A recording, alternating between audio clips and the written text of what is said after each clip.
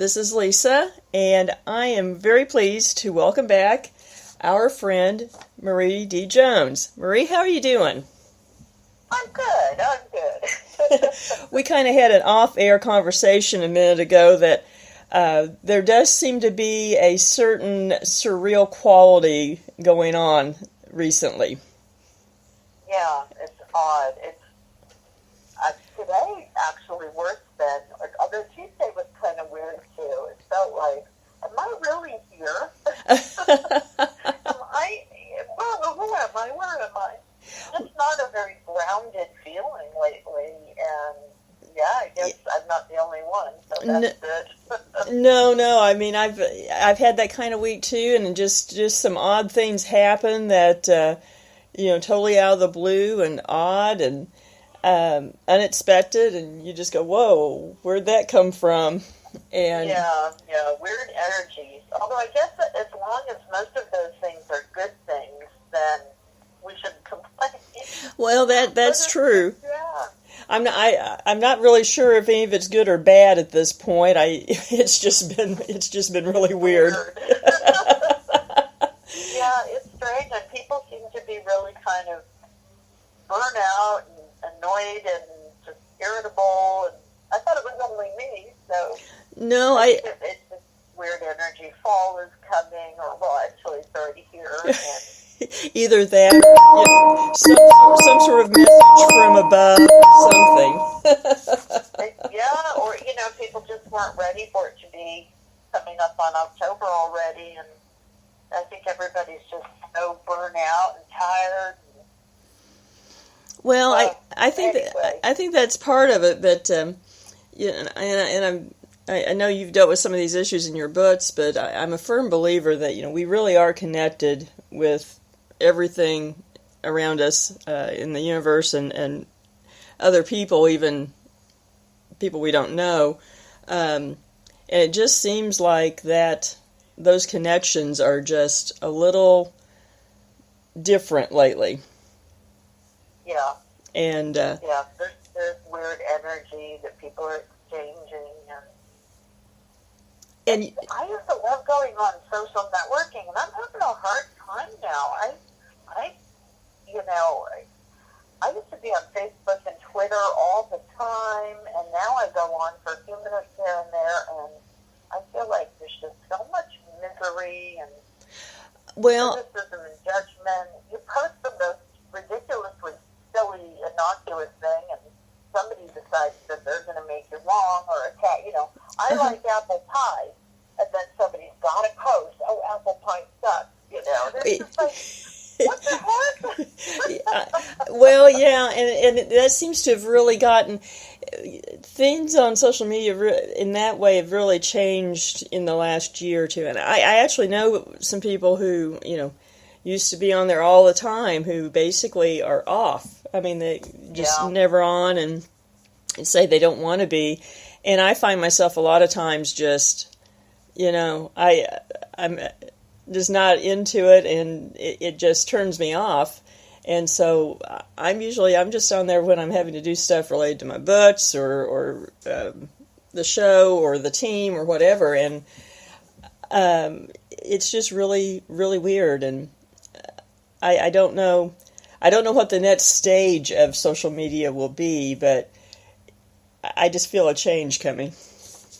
Yeah, it's funny because I remember my son used to always say, "Oh, Facebook is Twitter for old people, and you need to be on Instagram," and blah, blah, blah. And now I find myself going on Instagram more just because you get to look at pictures. And you don't have to see anybody arguing or whining or complaining. Yeah, there doesn't. Like, oh, now I see why you like it so much. But I just everybody's just so uptight. And people are working too hard. Everybody needs to take a collective deep breath.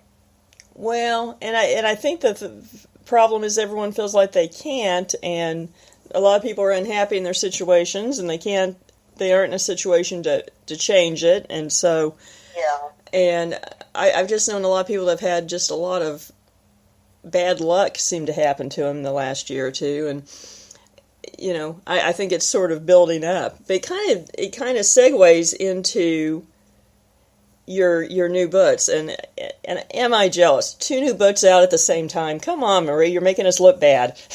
You know what? I'm so burned out. And I'm working on another one that is getting kind of close to being finished. And I keep saying, that's going to be it for a while, that's going to be it for a while. But, you know, when you're a writer, it's never it. Well, but doing 2 at once was like, oh my God, I will never do that again. Well, I can't imagine. I mean, because people who don't write, I don't think understand that process, and it really drains you.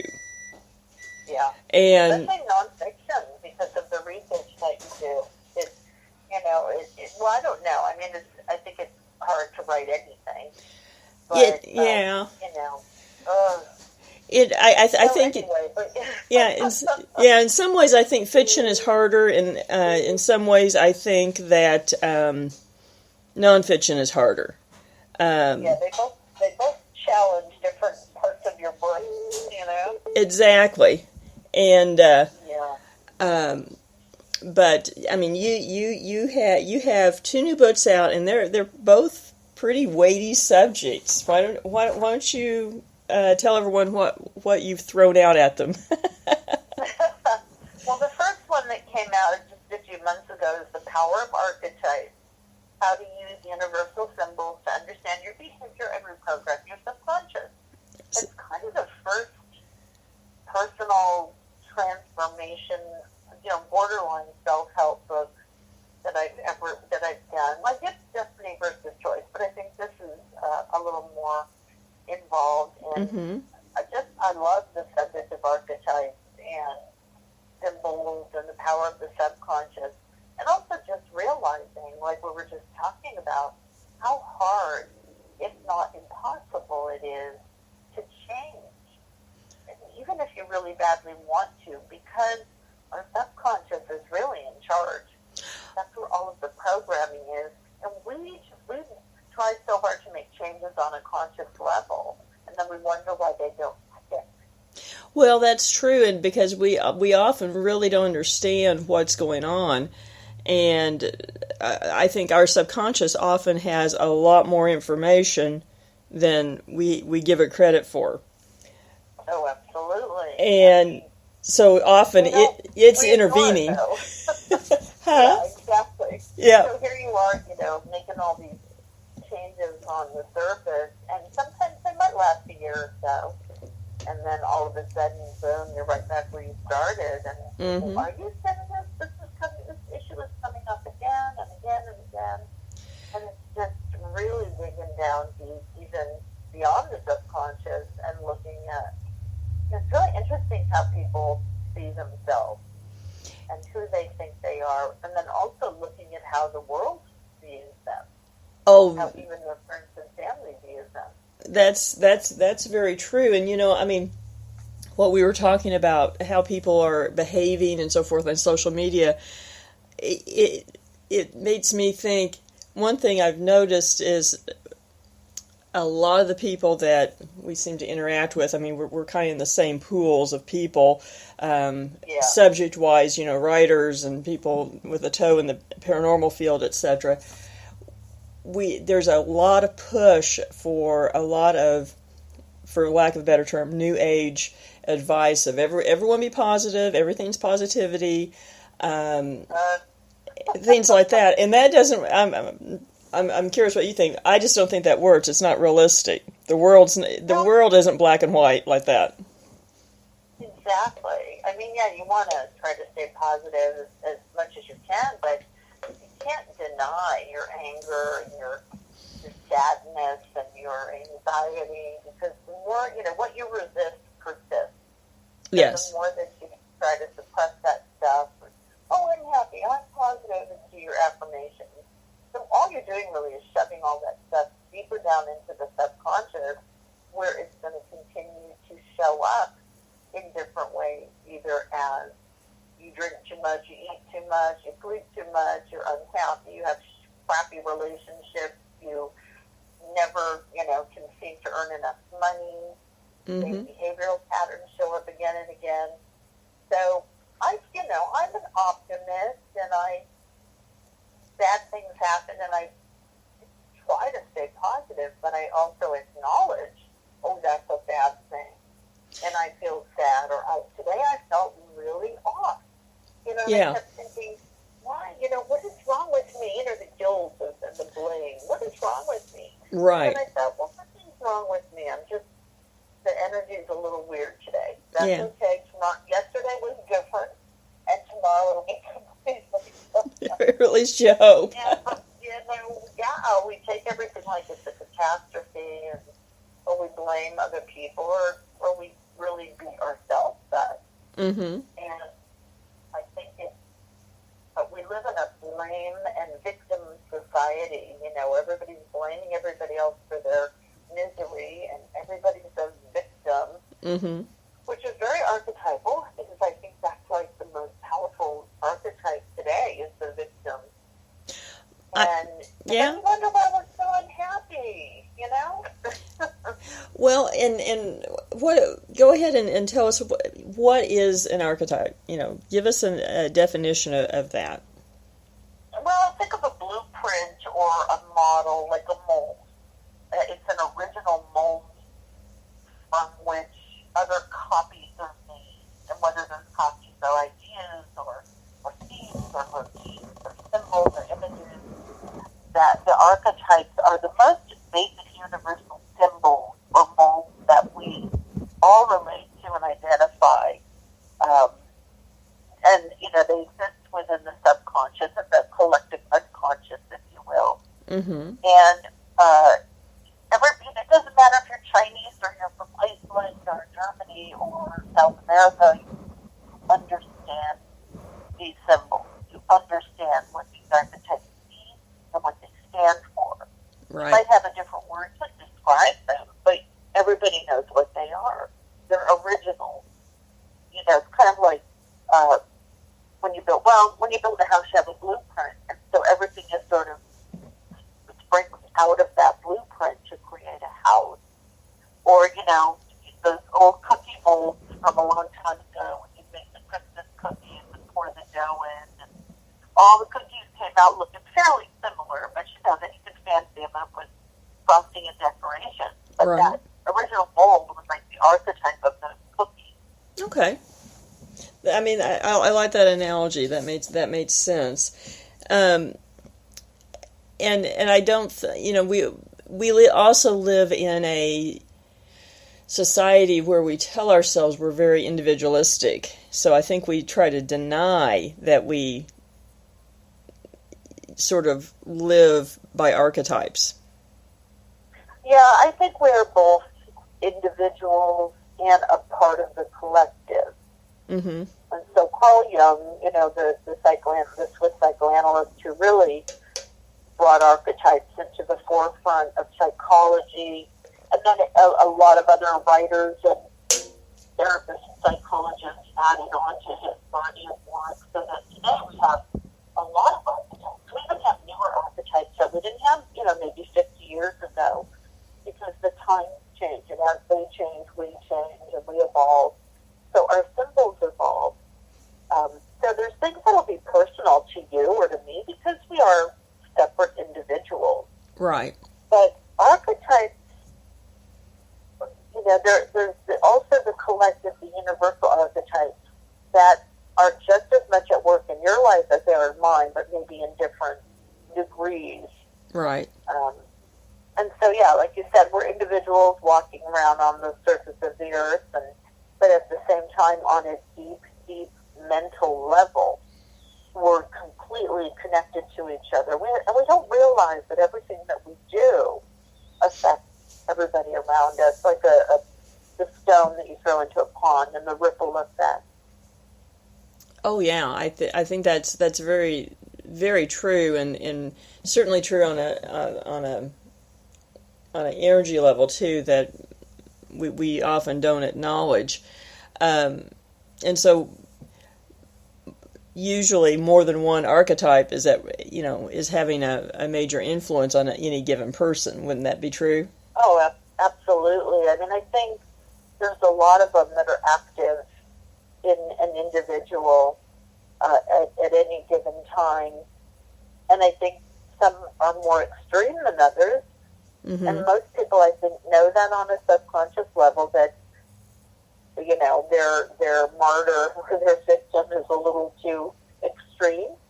Yeah. Or maybe they're bullies, or they're dictators, or they're divas, or they're always the leader. Sometimes they just don't want to always be in charge, or they're always the jester, the joker, making everybody laugh, but nobody ever takes them seriously. So there's all these different aspects to our persona, the masks that we wear to other people, to the public. But the funny thing is that the real authentic us kind of gets lost in that. Mm-hmm. So most of us don't even really know who we are. I think we just put on so many masks that we don't know who we are anymore. Well, and I think that, I mean, it's sort of the adage of every age that kind of behavior is worse than it used to be, but I think it's even more so in such a technological age where we are always surrounded by information, and we communicate 24/7, and now we have video on our phones and things like that. Because think about it, when we were kids, how often was a picture taken? Oh, I know. Or a video, movie. Remember, it had to be like 8 millimeters. Oh, yeah. It was a major production. The video camera. Remember the big, giant video cameras that everybody carried around? Then they got a little smaller and smaller. But yeah, it was, and I mean, have a phone with you when you were out? For heaven's sake, nobody ever thought of you used a payphone. Well, yeah, if you could find one. Right, exactly. Or you just, prayed nothing bad was going to happen. It's true. I mean, it's kind of funny. Sometimes I think about, so many things that, did when I was a teenager that, you'd never do now without a phone or this or that. And you wonder. I don't even want to leave to go, to the local grocery store without a phone. Well, yeah, because you never know. If you're like me, you end up using it for business a lot, and so. Because what if something happened? But the funny thing is, all that time ago, we went and drove cross country, and people went on driving business trips and flew here and there without a cell phone connection or GPS. And we all survived. Yeah, exactly. We all survived. It really is funny how quickly we get this spoiled and addicted to an easier way of doing things. But, I'm not so sure it's really easier in the end. Or more pleasant, because I think now there's this sort of sense that you can never be alone with yourself and your own thoughts and enjoy solitude, or relax and be calm, because if you've got your phone with you, well, maybe I'll just check my email again. Or let me go on Facebook, see if anybody's messaged me. There's no such thing anymore as just living in the present moment and enjoying what you're doing at the time. And we're so distracted and we're so split in our attention. And I think that contributes to the feelings of, that people are feeling today. Of just everything has sort of a surreal quality. We don't feel as grounded as we used to. I agree with you, and don't you think that makes it even harder to understand your authentic self? Yeah, if you're never alone and can get quiet enough to hear the voice within, or identify what your own thoughts are, not the thoughts that were imposed upon you by other people, and question, is this really what I want to do with my life? Is this really where I want to be? How do I feel about this? Is this relationship really making me happy? We don't have time to ask those deeper questions. No, and never have a minute or so. That's true, and we want the answers from other people immediately too. On anything. Yeah. You know. We're too connected. But it's funny, because as connected as we are, then you hear the same people saying how lonely they feel. Yeah. It's so bizarre that you can have access. I could go on Twitter right now and I could post something and reach people in China or, Germany or wherever, and I could talk to strangers, and I could go on Facebook and talk to 10 people that I barely know, and people that I do know, anytime I want. And yet, when you get quiet, you start to realize how alone and isolated you feel. And I think that's because we've abandoned ourselves in the process. Yeah, I don't. People talk about it in terms of it's because we aren't having that face-to-face connection, and that's part of it, I think. But I think it's more, like you said, we're just more disconnected from our own self, even more than we are from our family and friends. It's like maybe we're trying to replace self-knowledge and self-connection with reaching out. We feel like, I'm reaching out to all these people, I'm having all these conversations. I must not be lonely. See, right. I have all these people, but then the truth is, you can't sit for 5 minutes by yourself without getting anxious, and you have no idea who you are or what you want. There's no real connection to yourself because you've traded it in for all of the people that you know through social networking and constantly being in a conversation with somebody or messaging or texting or what have you. And yet, all those people that you're interacting with, very few of them do you really make a connection with. That's true. Yeah. That's true. And think about all the people that you've known that have come and gone. People that you kind of started to get to be really friendly with on Facebook or what have you. Mm-hmm. And now you barely, maybe don't talk at all anymore. Yeah. And it's really, everything is so fleeting and unstable and inconsistent, and I think it's making all of us feel like we're not grounded. Mm-hmm. We don't have a really strong center to operate from.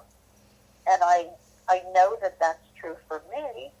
It is for me, that's too. One of the reasons, why I wrote this book is because I felt like, oh my gosh, 90% of the time, I'm not even I don't even feel like I'm in my mind or in my body. I'm just taking up space. Yes. kind of being pulled in all these different directions, Kind of being the ghost in the cyber machine, almost, yes. Exactly, yeah. Yeah, we are like ghosts, if you think about it. Mm-hmm. We're transparent, or we're not all there. That's right. Part of us is there, part of us is somewhere else. But I do think that can explain a lot of the sort of low-grade misery that I see in so many people. People getting so angry with each other and judgmental and critical, and wow, the energy really can drain you. And if you're already kind of tired and burnt out, and then you expose yourself to that, I think it's really important that people sort of pull back a little. Mm-hmm. No, I agree, and then I think, to be honest, that sort of that buzz from all of that, people do get addicted to it. Yeah, absolutely. It's perfectly it's a substance. It's like substance abuse. Mm-hmm. The attention, the acknowledgement, because when somebody acknowledges you, even if they like your post, it verifies, confirms for you that you're alive, that you matter. Yeah. And that becomes very addicting. And I think, of course, showing our age a little bit, but I think that sort of the crisis that you're identifying with our authentic self and our archetypes is more so with younger people who have grown up with the digital world and don't know the time when you weren't plugged in and you couldn't talk on the phone unless you were connected to a cord in the kitchen and mom heard what you said, type thing. And Do you think that they are experiencing sort of these archetypal crises in a way that's even more profound than people our age? I don't know, because that's all they've ever known. Mm-hmm. Like you and I and others, we've known this other world. We knew this other way of living. And now we have this way. Mm-hmm. And so we have something to compare it with, where I think they have their own set of issues and their own archetypal, representations, like nerd and geek and tech geek and gamer, mm-hmm. and certainly I think more bullies Yeah. than ever before. But they, like my son, he's 16. Well, he doesn't know what it's like, or he did barely, but growing up and being outside all the time, playing outside. Mm-hmm. I mean, we rode bikes and we played games outside, and on the weekends we were outside with our friends, and we weren't sitting our entire lives in front of a keyboard and a screen. We didn't have shows that you could binge watch on TV. Oh, yeah. We didn't have a lot of the that there is now. So I don't know if that's what they're used to, then they have a whole different set of problems. Like maybe where we feel torn away from nature and being outside and enjoying the beauty of a sunset or whatever, Mm-hmm. they may feel this weird sadness that comes from barely even knowing what that is, right? Well, that's true. Camping and hiking and this and that. And some people do. Some people do get their kids out there, but I think in general, they've become these indoor cats. Yeah. The outdoor cats. Yeah, that's a good way of putting it. Yeah. But as far as figuring out their authentic self, do you think it's harder for those kids to do that, since they really never have that unplugged time where they really deal with themselves and nothing else? Yeah, and so maybe even for them, it might be harder to dig out from under all the technology. Mm-hmm. But I don't know. I mean, they seem to be grounded in a different way, but they're very spoiled. Yeah. Because of the way that they were, and I don't mean spoiled in a bratty way. I just mean they don't have any idea what it's like to not be in constant communication with other human beings. Mm-hmm. And so maybe they're suffering from a lack of, being quiet and going within. Maybe spirituality is suffering. I don't know, but I think those are probably some things that are making themselves evident with younger people. Just very little understanding of nature, because a lot of them are growing up indoors, and when they do go outside, it's, on the walk to school, that's about it. Right. But at the same time, they seem to be the ones more concerned with fighting for the environment. So it's so hard to say. That's true. I mean, that's true, and probably part of that is just a function of youth too. Yeah. As we get distracted, as we get older, trying to make a living. Exactly. Yeah, but it is really interesting to see how different. Like my sister has a baby granddaughter. She's not even 2, and she can navigate a cell phone, and she knows how to swipe the images, so she could see pictures of everyone, and press the button. Not even 2 years old. I know. But that's the norm. That's the new norm. When we were 2, we were reading books, drawing pictures. Yeah. So I guess it's just a different world. And it probably has some pluses and minuses, just like, growing up when we did, where there wasn't a whole lot of communication with people all over the world. It was very hard to do that. Very hard. Not impossible. What kind of archetype? Yeah, I mean, you had to call somebody in another country on the telephone, but first you had to know who they were. so now we have access to people that we can become friends with or learn about, and we don't, and it's just literally turning on your phone or your computer. So there's good and there's bad. Well, yeah. And then, of course, there's the question of whether or not we really know those people either, Exactly. But look at us, too. Who's to say we're not also putting on a performance and wearing masks for people and hiding our authentic self? Well, I mean, and that's very, very true. I mean, just things like this. You do a lot of shows. I have a show. I've been on a lot of shows as a writer and an investigator, and you put, there are certain, let's face it, a persona that you put on. Right. My day job, I'm an attorney, and when I walk into the courtroom, there's that persona. I remember a few years ago, a friend of mine who's also an attorney for quite a few years, but she said to me, she goes, I just hope one day that I can feel like I belong in a courtroom the way you do. How do you do it? And it's just, I guess just practice and, what you end up doing. But, who I am in that courtroom is not who I am at home, and it's not who I am on the radio or whatever. I mean, I think that's human nature. Oh, yeah. I think there's different parts of us that we express at different times and in different situations. And I think, the lawyer, the mother, the wife, the sister, the brother, whatever label that we are given. And I think, for a lot of people, so we become too over-identified maybe with one of those labels. Like what our job is, what we do, that's all, or being a mom, that's all that we really allow ourselves to identify with, to the detriment of all the other things that we are.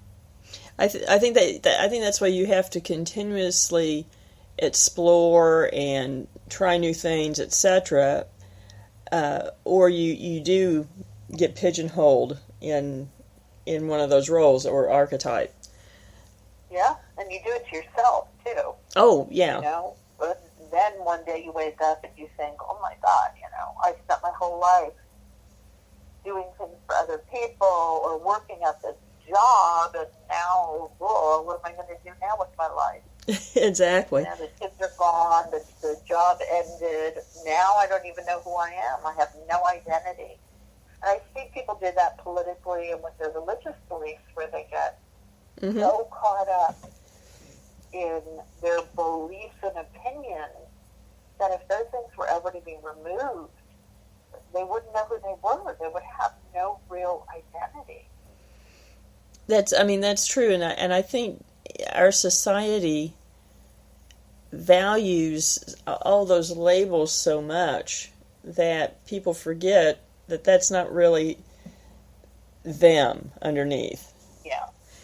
How do we know when we have archetypal qualities that are not working for us? We're unhappy. We're miserable. We're complaining about the same thing over and over again. The same patterns of behavior or relationships show up again and again. We can't quite get out of certain ruts that we've gotten into. Mm-hmm. And I think that's because no matter how hard, or, we can't lose weight, we can't stop smoking, we can't give up drugs or alcohol or stop gambling. When we're trying really hard on the conscious level to change who we are, but we haven't gone and dug up on the subconscious and even below that, the collective, where the archetypes are, and looked at them and, held them in our hands and looked at them and said, oh, you're not working for me anymore. Then we're only going to change temporarily and on the surface. And my favorite example is the victim, because I think everybody can identify with it. We've all played the victim before. Sure. And some people that we know play it all the time. Mm-hmm. So, but people may not be consciously aware of how much they're playing the victim. Oh, that's true. And so they're like, oh, my life, oh, everybody's always picking on me, I'm always doing everything, blah, blah, blah. And all they ever do is complain and whine, but they don't understand. If you sat them down, they wouldn't understand why they can't change. Oh, I keep trying to stand up for myself, but, it doesn't work, or I said no to somebody and they made me feel so guilty, and so I did it anyway. Oh, we all know these people. Yeah. Names were going through my head, yes. Yeah.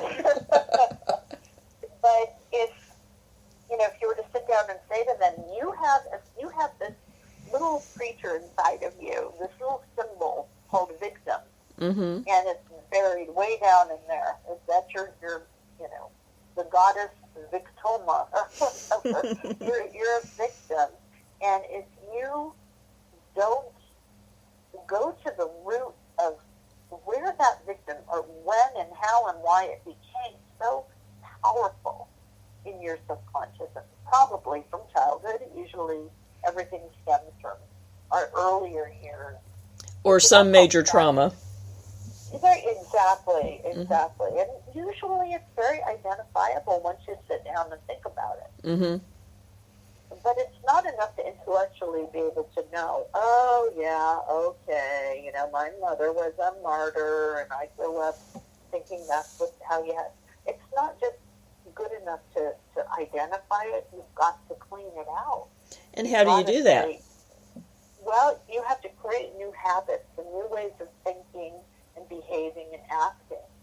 So if you go back to your victim archetype, how can you either balance it with something more empowering or replace it entirely? Because it has not served you.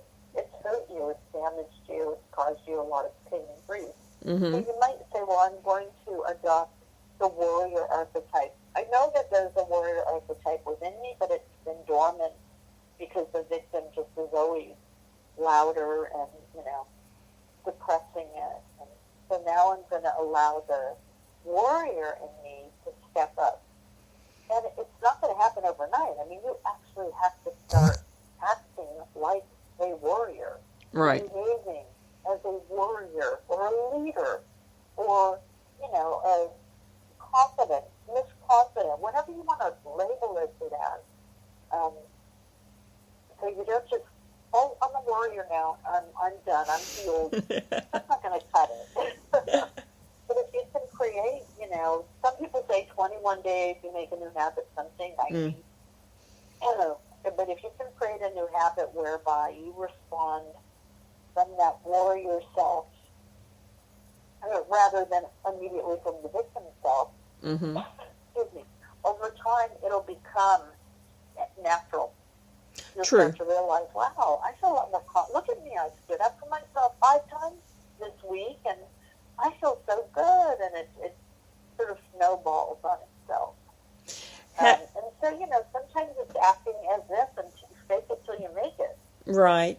How do you think we do that so that it makes a difference on the subconscious level versus, as you said earlier, try to quit smoking and it just never sticks? Well, you got to, first of all, it always helps to understand why you started in the first place. Yeah. It helps to understand what good is it doing to you. Because it's obviously doing some good or you wouldn't do it. So then it's relaxing you, helping alleviate stress. I think if you go through all the intellectual conscious things first, well, how can I maybe choose different things to alleviate stress? That's great, and you will be able to make some change, but the only way to make it stick is to get I am a smoker out of your system. That is the archetype that you've chosen. I'm an addict. I'm an alcoholic. I'm a smoker. Mm-hmm. I'm a gambler. I'm a womanizer. I'm a cheater, a liar, whatever. Yeah. You have to stop identifying even on a subconscious level, and this is where it gets very hard because the reason why cults are so successful is that they reprogram you. Mm-hmm. They reprogram your subconscious. so that when you leave, if you're lucky enough, you literally have to be deprogrammed. Right. And have new programming put back in. So you can think of yourself as maybe a computer or anything that you're recording a lot of information. Every now and then you need to purge it all. Right. Clean out your cache, whatever, and put new, better, more empowering stuff in. Because when you just put new, better, empowering stuff on top of the old stuff, it doesn't run right. Yeah, first of all, it slows the whole system down. Yep. But that, the old stuff is just going to keep bubbling up and popping up and showing up here and there and shutting down the system. So you literally almost have to treat yourself like you just got out of a cold. And you're going to deprogram and you're going to reprogram. And there's so many different ways and techniques that you can do that. But it cannot be strictly intellectual. Right. It just doesn't work. Can you give an example of a technique that goes beyond just that intellectual decision? Well, a lot of people like guided meditation or visualization. Mm-hmm. And so in the book, I actually went through guided visualization that's in the book where you can imagine that you're going to a really safe place, a garden, the beach, whatever. You're all by yourself, and then you can invite. And it's almost a form of self-hypnosis, if you think about it, because you're really doing this in an altered state of consciousness where your subconscious is so much more receptive. Mm-hmm. And everything is going to be done on a symbolic level. You can invite the archetypes that are causing you trouble to show themselves and come and talk to you. Mm-hmm. And don't get into an analytical, critical mode of thinking. You have to just sort of be intuitive about it. Whatever shows up, and you talk, and why are you so extreme, or why bully, why am I such a bully? Can you tell me what's going on? And sort of dialogue with it. Mm-hmm. And then you can say, I don't need you anymore, or you need to be quiet. We're going to let so-and-so archetype speak up a little more. And then when you come out of that process, and you can do it more than once, you feel a little more like you sort of recalibrated the system. Yeah. Because when I did it, I actually did it with a gal over the phone. And first of all, she was inviting the archetype for me just to kind of show me how. But it completely blew my mind because she knew exactly which one that I needed to work with. Huh. And I didn't know this person. But apparently she was quite an intuitive, though. Yeah, and I think even if you do it yourself, you have got to let the intuitive in you run the show. Mm-hmm. But by the time we were done, I just felt like, oh, there was like a shift. And you could do that. You could journal. You could write down. These are the archetypes that I believe are active in my life, based on my brutal honesty here, mm-hmm. and also talking to really good friends who reflect back to us things that we may not want to see. Right. And you can write down, okay, so people say that I'm a leader. That's good. But I don't always want to lead. So I'm going to work on that archetype, taking a back seat now and then. Mm-hmm. And letting my followers step up. Because sometimes I really don't want to lead the show. And I have been accused of being a bully when I want my way. Maybe I need to rebalance or, tell that archetype, you need to chill. Yep. There's a time to be stubborn and be a bully, and there's times when you should. So I think it really is all about getting really honest. And if you do it in writing, you can do meditation. There's a technique in the book where you go through your chakras, mm-hmm. figure out which of your energy centers are feeling blocked or messed up or off balance or out of harmony, and those are very archetypal as well. Yeah. You want to get to a point where you're leaning on the side of them being positive. You can still have aspects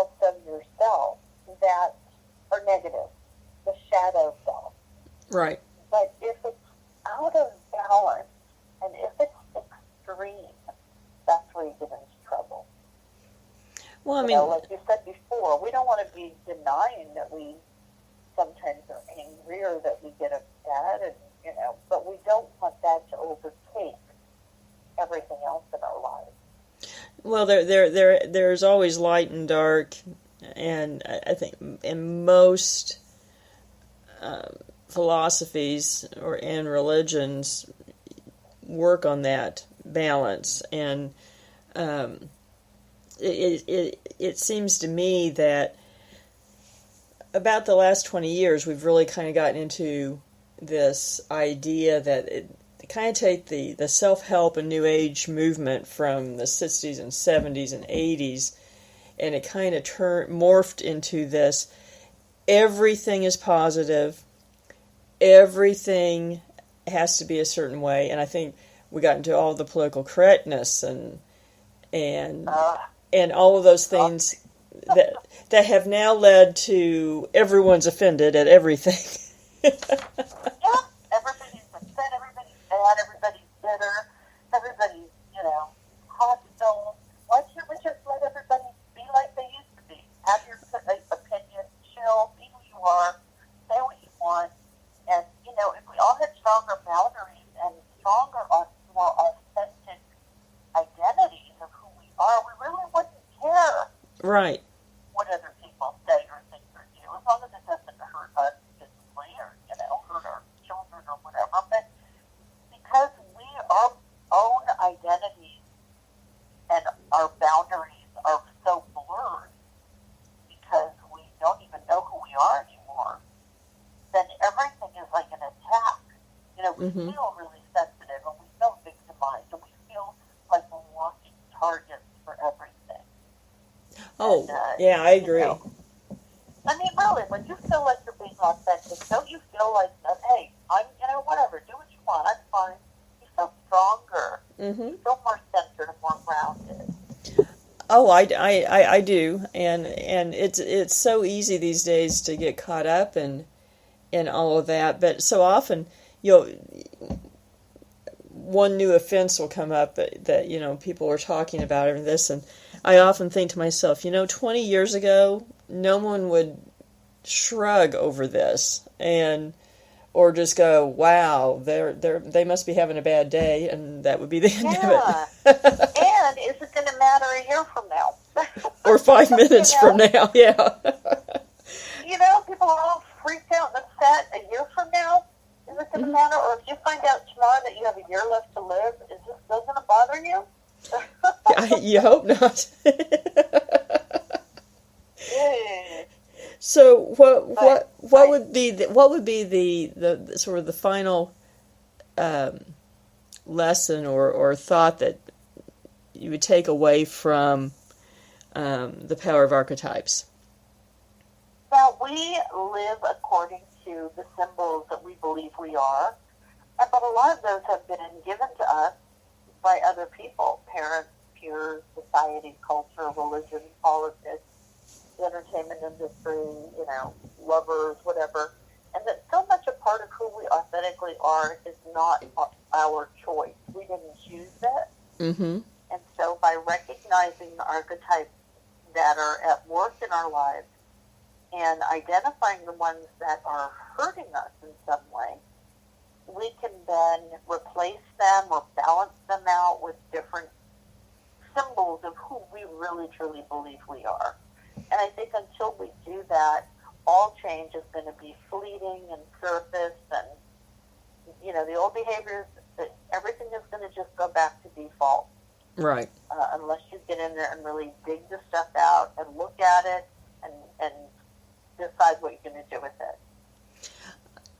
I mean that makes perfect sense to me, and has sort of been my experience when I've had moments in my life where I really had to examine these kinds of issues. It sounds like a fascinating book. I have to admit, Marie, I have not gotten to this one yet. I'm sorry, but I have it on my reading list. I just have not gotten to it, but I'm even more fascinated. I'm even more fascinated now. Well, it's something that I wrote from the heart because I was going through a lot of it, and I think that really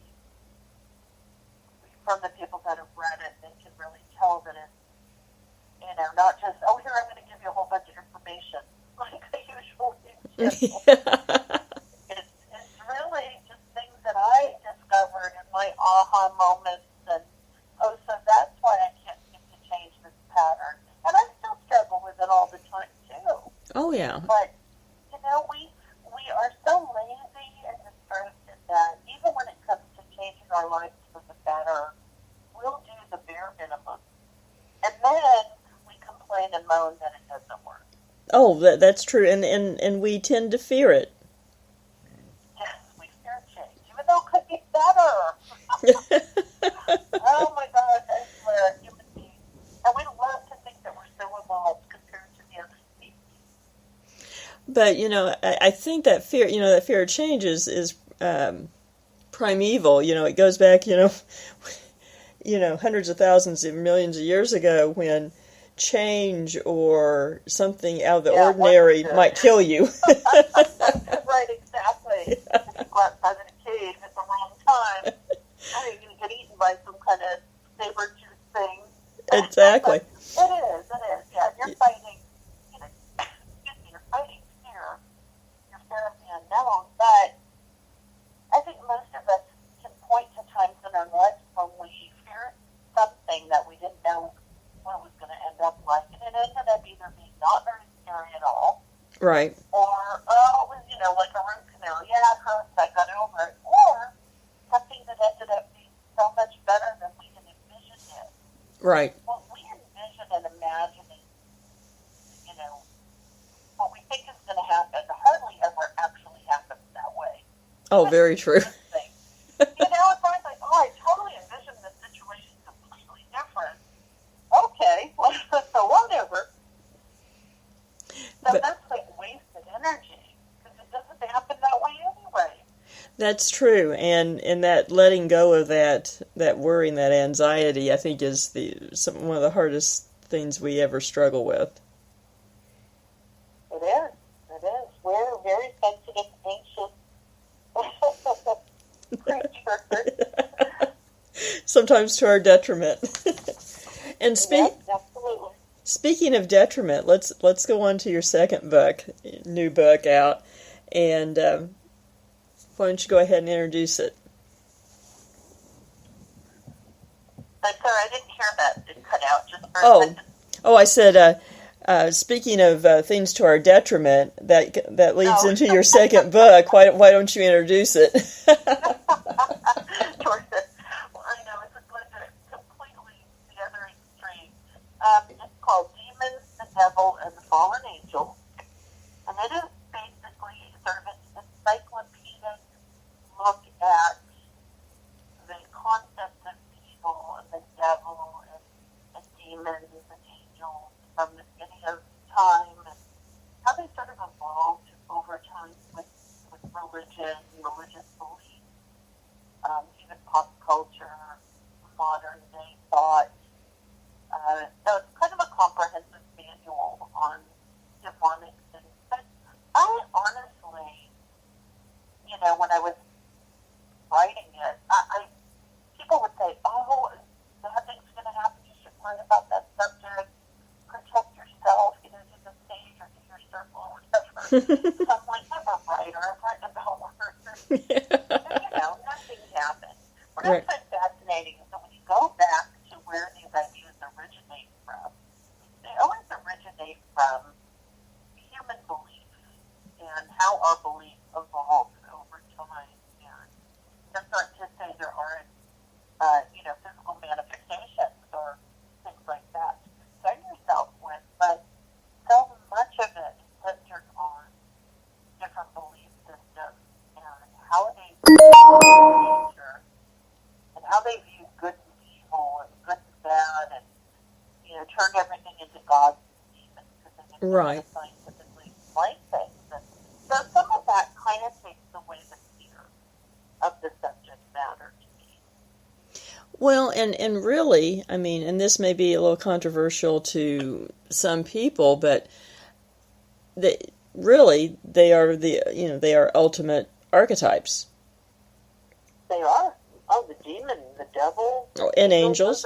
Yeah, those are some of the most powerful archetypes that we have, that everybody knows what they are. And, they might have different names from one country to another, but we know exactly what you're talking about when you talk about an angel or a demon or the devil or a god.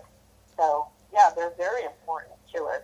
I just, these darker aspects, and, for people that are in the paranormal field, I think a lot of times we don't look at them from a more objective, almost academic viewpoint.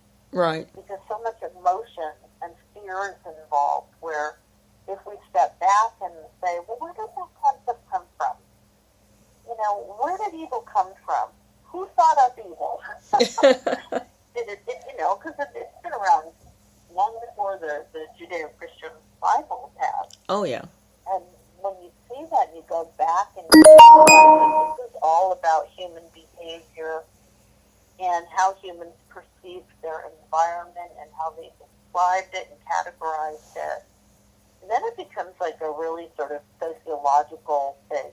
It's fascinating to see where we started out with these ideas and how they morphed into what they are today. Well, I think, fundamentally they serve the purpose that we were talking about when we were talking about identifying your archetypes and how they are affecting you.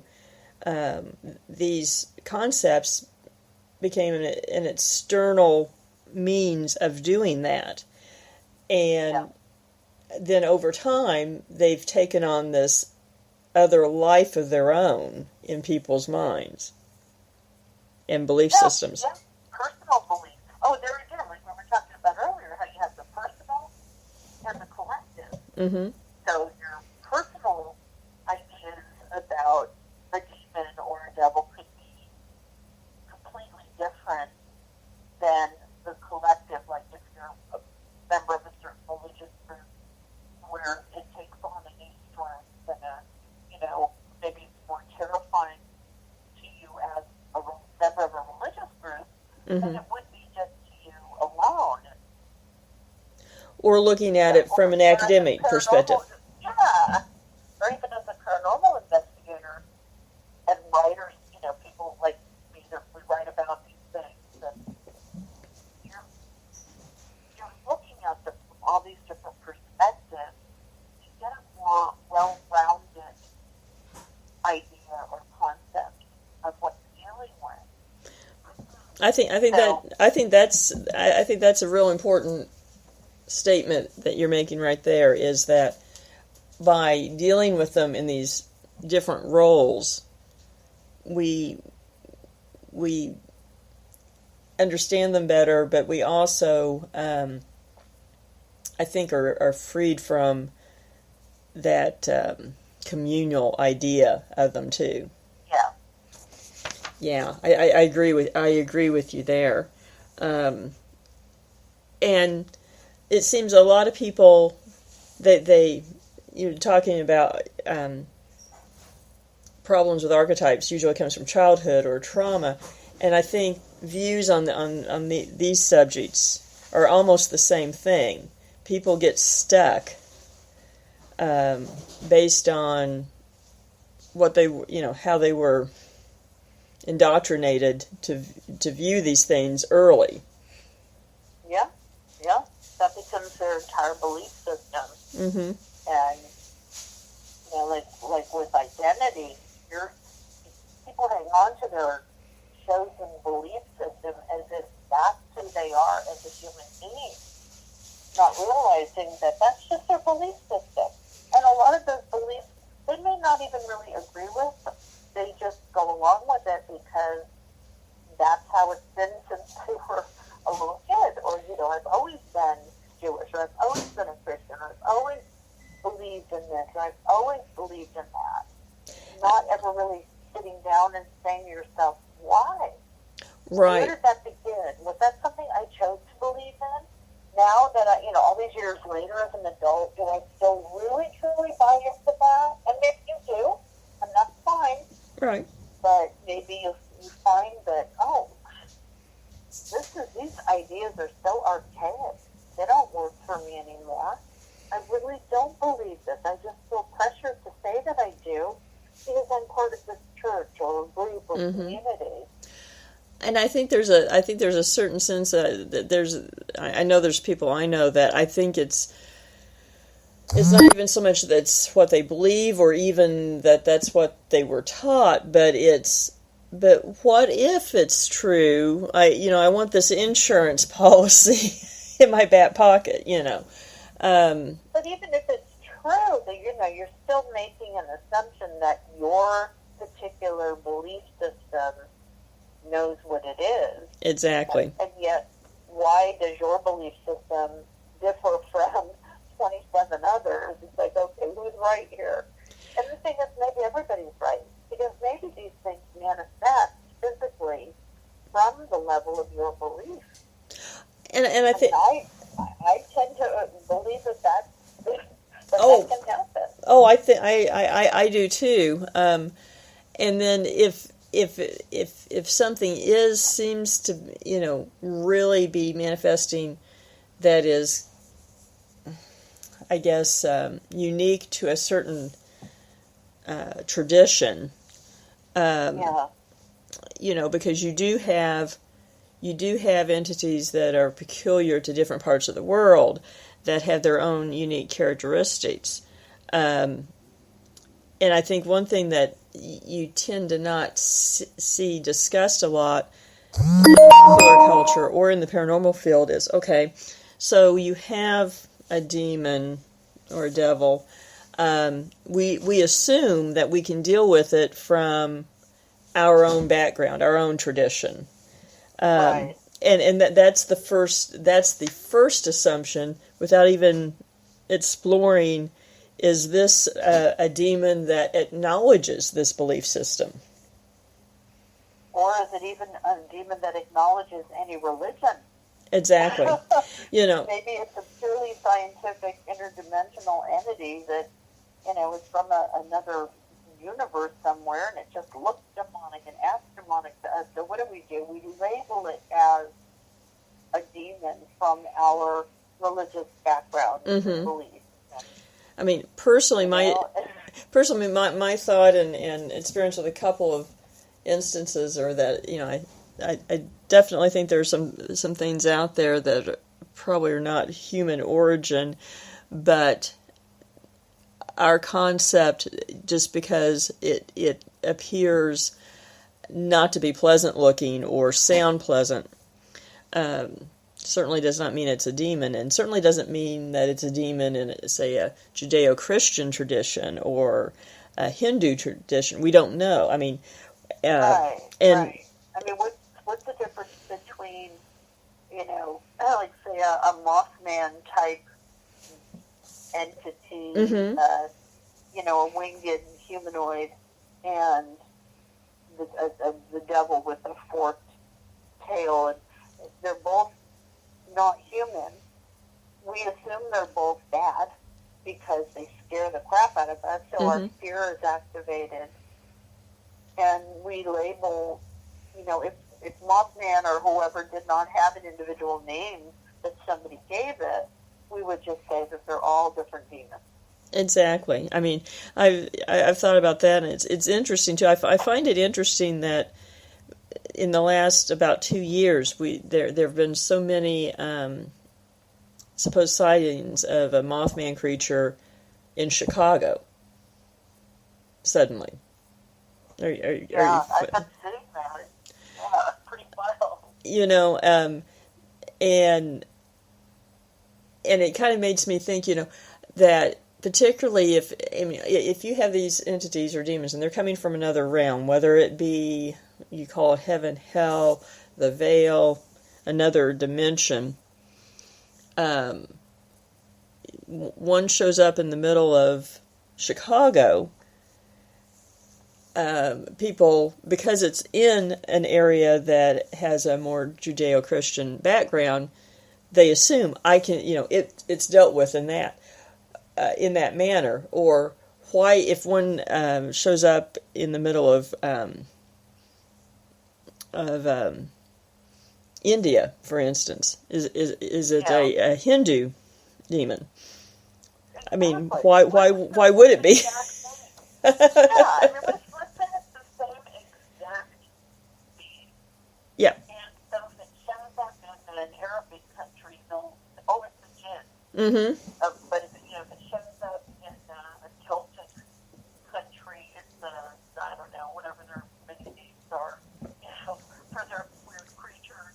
Mm-hmm.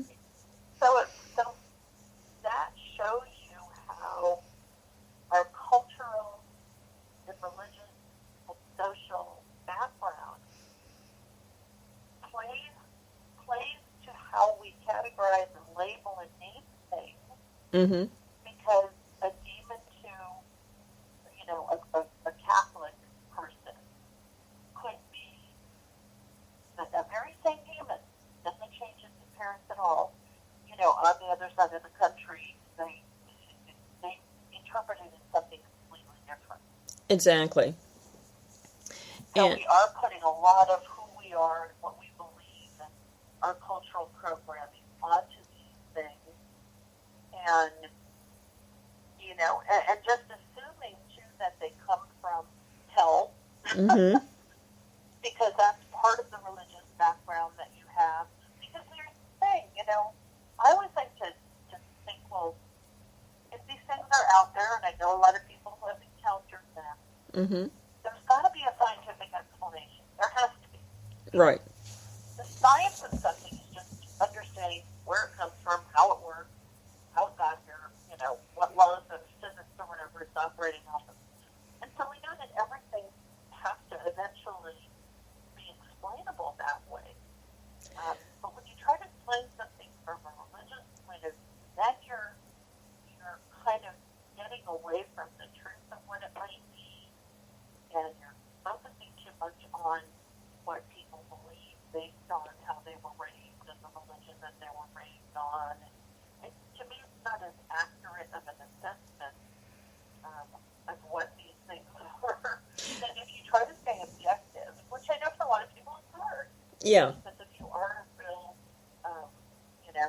traditional Catholic or whatever, you were raised that way. You were raised to believe that a demon is this, and they do this, and they're from hell, and they're from the devil, and whatnot. And it's hard for you to be able to step back and say, well, maybe this is a purely neutral entity that I am putting all these negative aspects onto based on the religion that I've chosen to, follow for my life. Right. That's where it gets really muddled. And I think that's one of the problems that the paranormal field has, is that we need to take all of the beliefs and set it onto one side. Mm-hmm. I do think it has a lot to do with what's happening, but it's secondary to trying to figure out what the heck this stuff is to begin with. I mean, some people see ghosts and they call them demons. Oh, yeah. They're afraid of them because they're the spirits of the dead, which just in their belief system is a bad thing, even if it's just a totally innocuous ghost. Mm-hmm. That's not doing anything bad. Oh. Like see an alien and call it a demon. Well, it's just like, as you said, it could be from a different multiverse, a different dimension. We don't know. I had a team member years ago. He would always say, "We don't know what the rules on the other side are," and they can be, we don't know, and we don't even know what is on the other side. I mean, is it the veil and the realm of the dead, or is it a multiverse or dimensions? I mean they've just recently determined that our brain has the neural network that can perceive 11 dimensions, although consciously we can't perceive that many. Right. And so right there's a thought, well, is something coming from one of these dimensions that we conceptually don't understand, don't wrap our heads around at this point, and has absolutely nothing to do with good and evil. Exactly, because we tend to label things as being good or bad. And a perfect example would be, and I know this is a really tricky thing. So we automatically think that when a child, maybe a 5-year-old child, gets hit by a drunk driver and dies, Mm-hmm. yes, the parents, obviously, they're going to grieve. The child's not there anymore, and they miss their child, and they wanted their child to grow up, blah, blah, blah. And we label that as an evil thing that happened.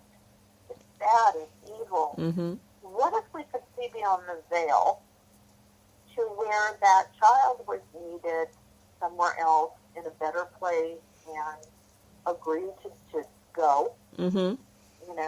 And if we had that perspective, then would it still be evil? See, I agree with you, and I think one question that gets asked so often, and I know I get asked it a lot, and especially in events and so forth, shouldn't we be helping these, say ghosts cross over? And one, again, I say we don't know what the rules are, and two, based on my experiences for a lot of years and a lot of cases, I think for the most part, they can come and go as they please.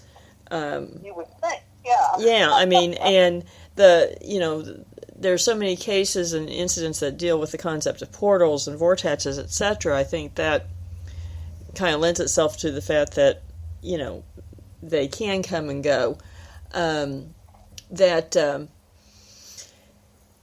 I don't even think those are the right questions. I mean, I think that it makes me wonder, as you said, are there roles that are played, whether they're here or in another realm, and that are either voluntary or maybe involuntary, who knows? But I think it's our own human arrogance that says, oh, it has to be this way. They go through the light, they go over, we never see them again, and whew, I don't have to think about that again. Well, and we automatically label death as being evil and bad and awful and something. I think every human fear comes down to a fear of death, really, when you think about it. Oh, yes. But what if we had proof that, when you die, you go to this incredible, amazing next level, and then our perspective changes, and we have to relabel it, and we have to recategorize it, and it's not evil anymore, then it becomes good. Exactly. So, I mean, I've heard stories of people saying, well, demons possess this and they hurt the people, but my tendency is to believe that the energy from the humans is much more responsible for a lot of that. Oh, I do too. I think that most cases, whether it's conscious or not, it's people's own energy, and again, energy that's connected to other people, to the collective, ends up being attractive to whatever force. Exactly. Mm-hmm. So maybe you're manifesting those demons, and you're manifesting them in a way that you expect they would look based on your religious beliefs, your cultural background, because there is some difference all over the world on how demons look. But why is that? If they're all the same? Well, exactly. Why is it, or what are they? They don't know how to travel? You mean to tell me that the jinn can't come to America? They're not powerful enough? Or is it that we are applying our own ideas of how they should look and behave and act and speak based upon where we live in the world and what our experiences are? It's almost like we're giving them names and faces and shapes and Mm-hmm. forms. No, I agree with you there. That's interesting to think about. I don't know, if that's true or not, but it sure seems like we can't completely rule that out. Otherwise, they would all look exactly the same. They'd all behave the same, and they would all say that their name is Joe. No matter where they are. Or on the other hand, if they are as powerful as people attribute to them, and particularly if they're of spirit and not of flesh, then I've also wondered, well, who would choose to appear as this hideous creature? they instead, because demons are supposed to be deceivers, tricksters, pull people in, you appear as Adonis and the most appealing personality, sweet personality, charming. That's how. I'm that way, right? Right. I mean that's how you pull people in until it's too late. I mean Exactly. Going back to my other life as an attorney, and I spent a lot of years representing victims of domestic violence, and people have this hard time understanding. Well, how did this smart woman end up in this situation? Well, they didn't go out on the first date and him slap her around and treat her like crap. That's not how those situations start. Perpetrators are usually very charming, and smooth talkers. That's the thing you hear the most, is because a lot of times there's nothing you see. Why are you afraid? How did you end up afraid of this guy who's 5'4" and often there's nothing unique about them. There's no big red flags, right? And and most common is he was a good talker. Yeah. Well, that's what a demon would do. That the devil is a good talker, right? Right. Into and out of anything. And so you see these people, like they'll get an EVP and it's a gruff voice. Oh, that's a demon. Well, a demon worth his salt is not going to come across that way, in my opinion. They would be very slick and charismatic and magnetic and attractive and seductive and almost narcissistic, where they tell you everything you want to hear. Exactly. And you just fall for them and think they're the greatest, and then very slowly and every now and then they start to be abusive. Exactly. So it's like it's intermittent, but then they're nice to you, so you hold on to all those nice times and you kind of gloss over. But that would be the perfect. I think that's how cults work. Yeah. And to me, if you want to talk about evil, that's how cults get it. And people always say, "Oh, you have to be stupid to join the cult." The total opposite is true. Mm-hmm. Many cult members are very intelligent people, but they were empathic. They were very susceptible to people, playing on their emotions and their sensitivities.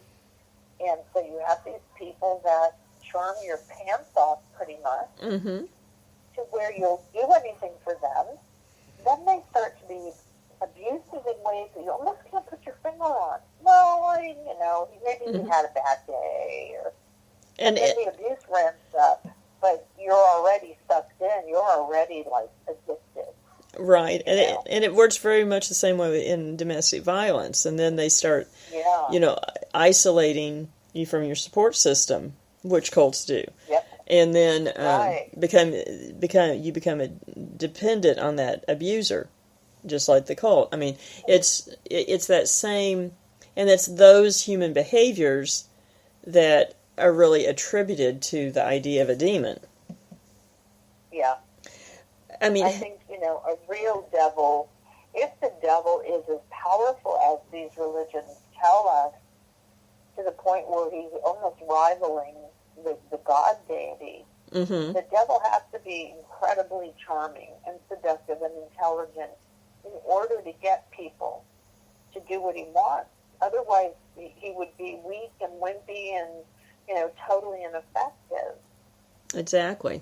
But that's not how he's described, because, the first mentions of the devil, the first writings of the first personifications of the devil are of an accuser, not, some evil thing that's going to pull your arms and legs off. It's somebody that accused God of being egotistical or haughty or, narcissistic, a questioner of authority, a rebel almost. And the the adversary. I mean, the original devil was the adversary. He was not the evil demon creature who's real ugly and comes and hurts you in the middle of the night. He was adversarial to the God that was saying, I'm all powerful. And the devil is saying, no, you're not. Is that origin of the idea of the demon more universal? It's certainly, I mean, that's certainly the Judeo-Christian background of it. But is that the case in other cultures too? Actually, it is in maybe a little bit different ways. Like, for example, Buddhism doesn't really have, gods or devils or right. anything. But they do have a sort of satanic or devilish-like demon that is a temptress. Mm-hmm. And there are other cultures, too, where their devil is more of a tempter. So, if you think about people that are trying to do good and be pure, what's the worst thing that they can do is they can be exposed to temptation. Mm-hmm. And so the temptation became associated with a deity of its own, which was the tempter.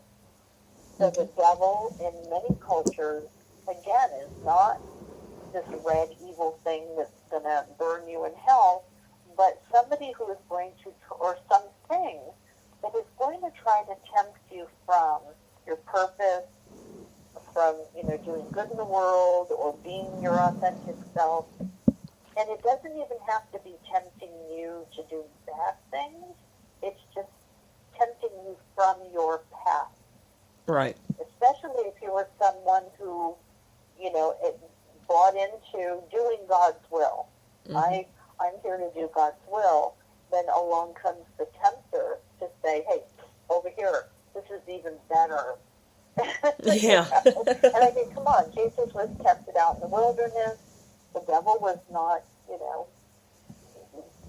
something that tried to rip his heart out. It was the devil tried to tempt Jesus from his destiny by showing him all of the things that he could have if he chose the materialistic way of the flesh.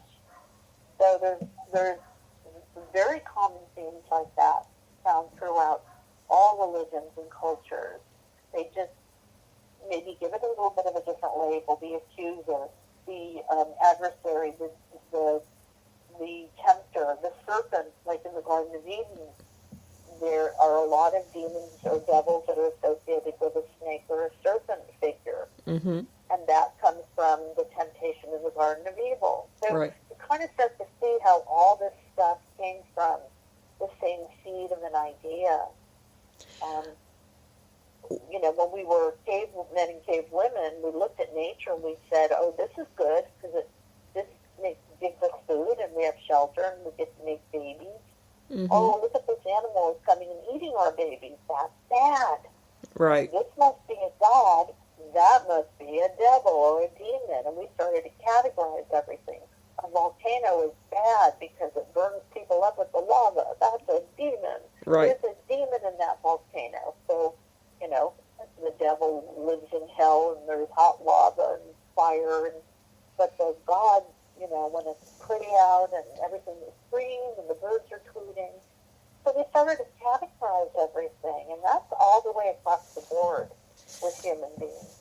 And then culturally we kind of, we added our own spin on things according to our culture and our religious beliefs. Yeah.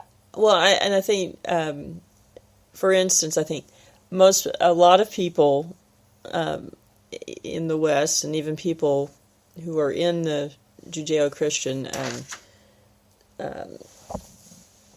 system, are surprised and don't really realize that the modern depiction of demons and the devil really did not come about until the medieval times. That it changed. Oh, yeah. Definitely became much different. And what do you think that's the case? I think that's when the devil took on a more punishing, the ruler of hell, where you go to be punished. Mm-hmm. Because what was happening at that time is when the church was solidifying and coming into power, it needed ways to frighten the populace into behaving the way that they wanted them to behave. Mm-hmm. And fear was the perfect way of doing that. So if you tell people, if you do these sins, if you do this or this or this or this, the devil is going to come for you and you're going to burn in hell. Hopefully you can scare them into obeying your rules and living by your doctrines and, not rebelling. And later, during, the time of the witch burning, for example, when you had women who were just being women, Mm-hmm. having a period, they were going through menopause, they were using herbs and cooking with herbs, and they were, dancing under the moonlight and just being women. Well, the church saw that as a rebellion of sorts, especially when women were expressing their sexuality. Oh, no. Right. No. They're witches. They need to be burned. They need to be punished. And then, even with men who were gay or men who dared to question a church member or, a church rule that maybe didn't seem right to them. So the devil became a wonderful and powerful tool to keep people in line and to scare the crap out of them and get them to behave a certain way. And I think a lot of people today have a hard time conceiving that how much control the church had at that time, and not just politically or with money, but in people's lives. Yeah. You way too much. I think that was the most shocking thing about writing the book was I was just like, oh my God, I was livid. Well, I, come from a Catholic background, and I knew a lot of the stuff that went on, but when you read about the extent of the torture, mm-hmm. the genocide, the murders and the slaughtering, just to keep the status quo, to keep their power and control, the limits, the levels that they would go to, the church would go to, mm-hmm. to label anybody that even looked at them wrong or wore shoes they didn't like as being evil and needing to be punished. And the torture that they inflicted was horrific.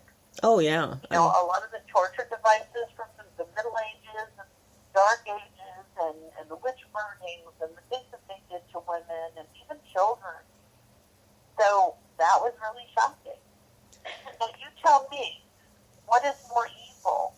An entity that we really don't even know whether or not it really exists, or is it something we're creating ourselves, or something we're misidentifying, or a group of people who use that entity to kill and torture and slaughter and rape and pillage under the name of their church. That to me is more evil. Well, and I think a lot of people, if they stop and really think about it, then they're surprised and wonder, how could they really have that much control over the minds and imaginations of people? But I think people also forget that the church, that there was a reason in the Middle Ages that the church conducted services in Latin, and that was that the peasants, the average people, had no idea what was actually being said because they were illiterate, and so if you spoke French or English or German or whatever, that's not what was being spoken. And so the church and its representatives were the sole conduit of information and your salvation. Yeah. And there was no middleman.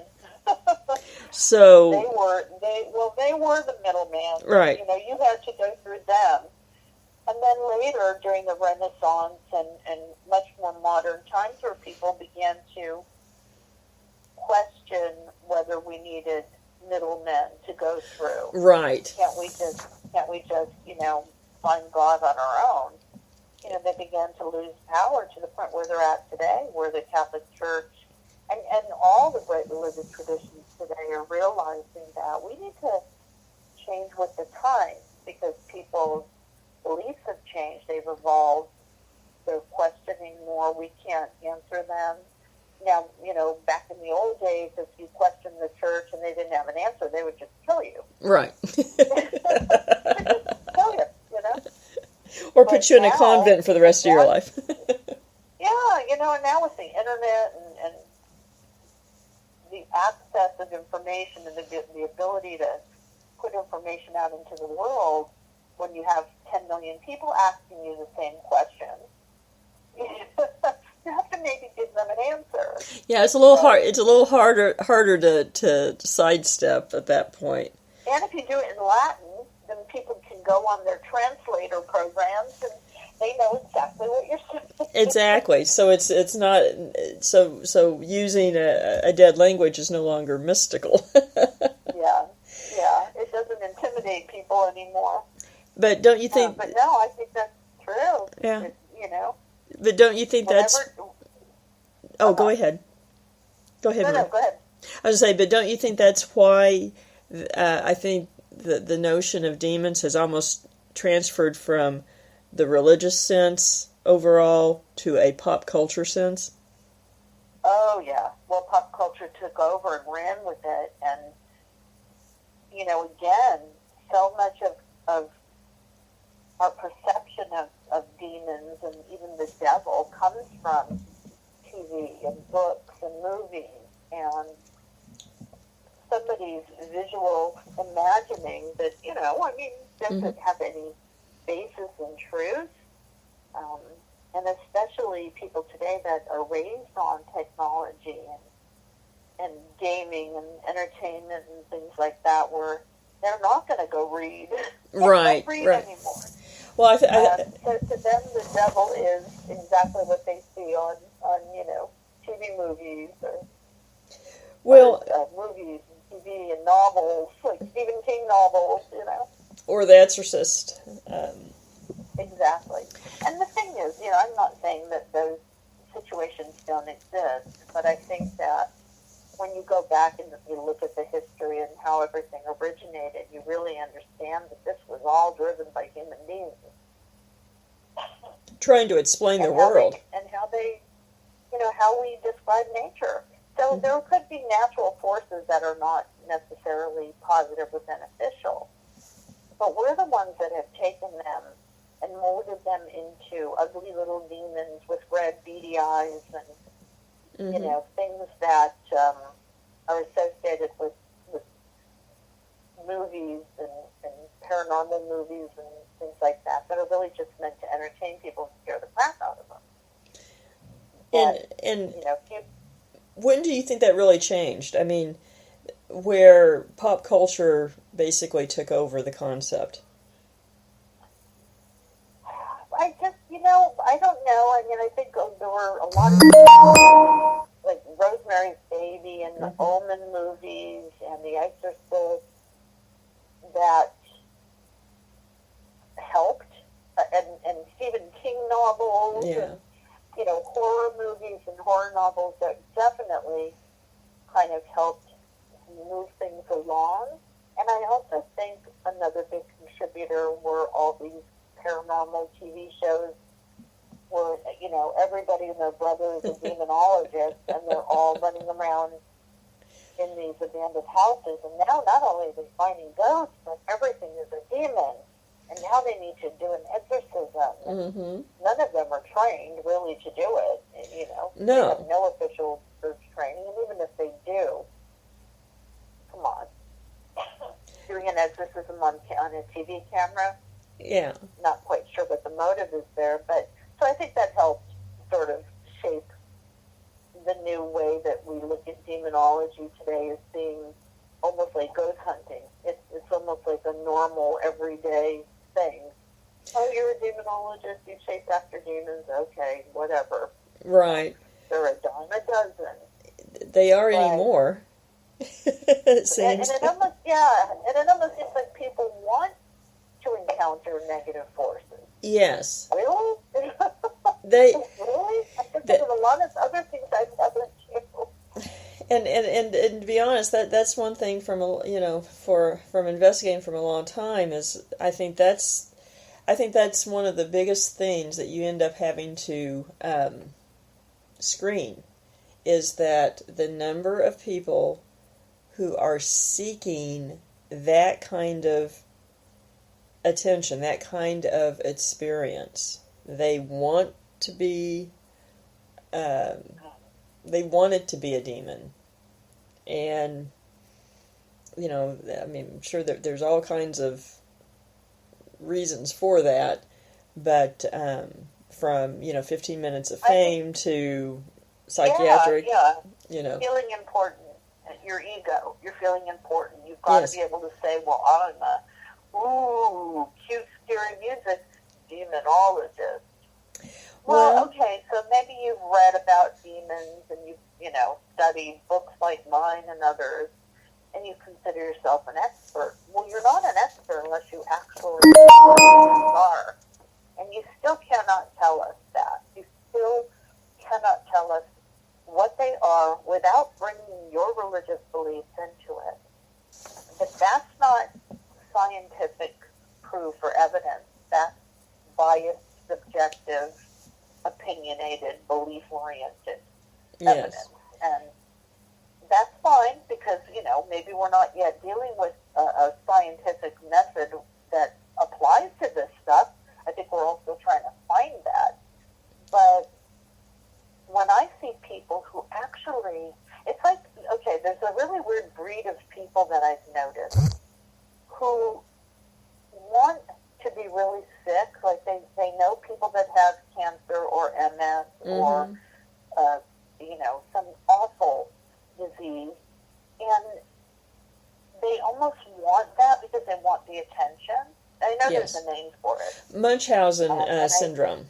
Yeah, there you go. So you'll see people sometimes on social networking who are almost proud and glad that they have cancer or MS.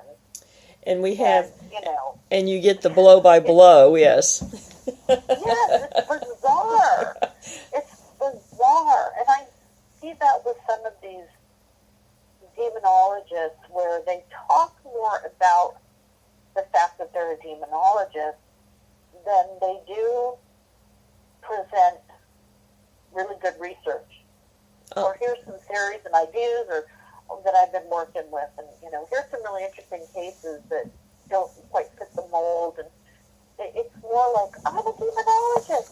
Yay, worship me. I've noticed that with some as well, and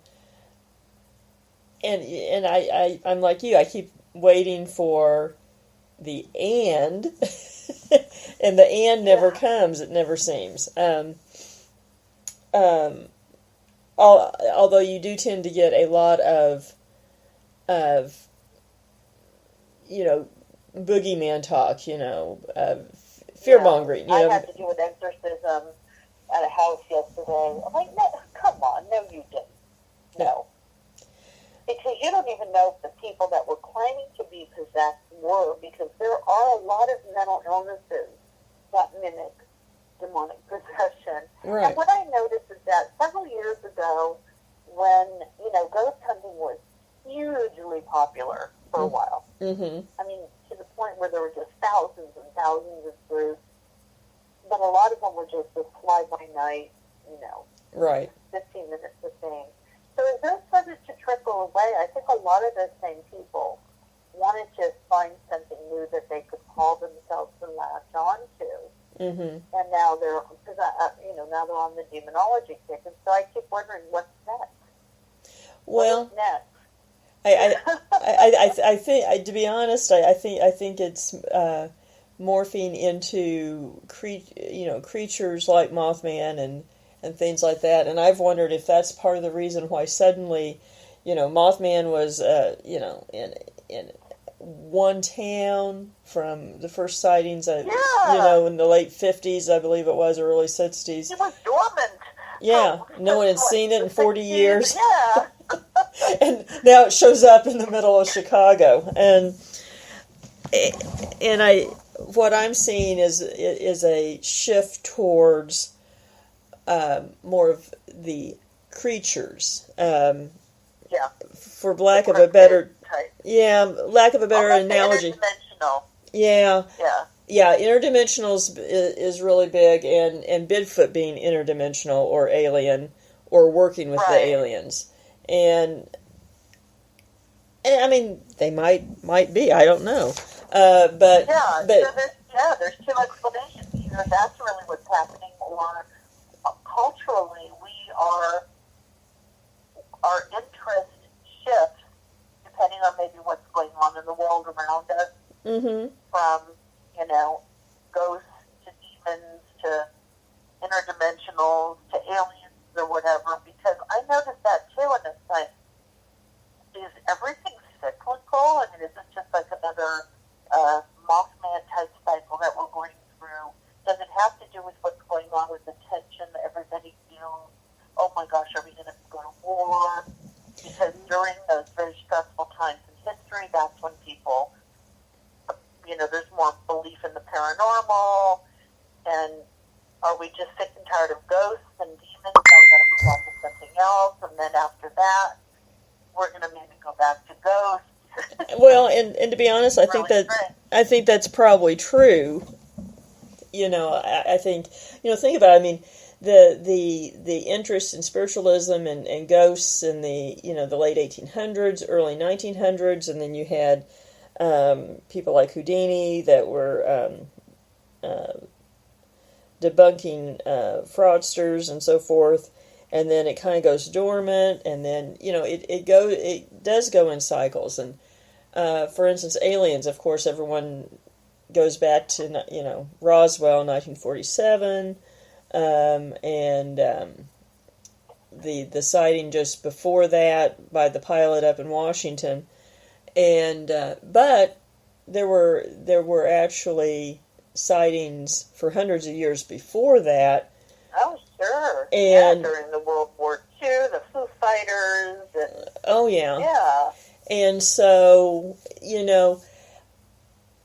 I think some of these things, they happen all along, but we focus on different aspects of it. I think maybe from our subconscious fears of what's going on.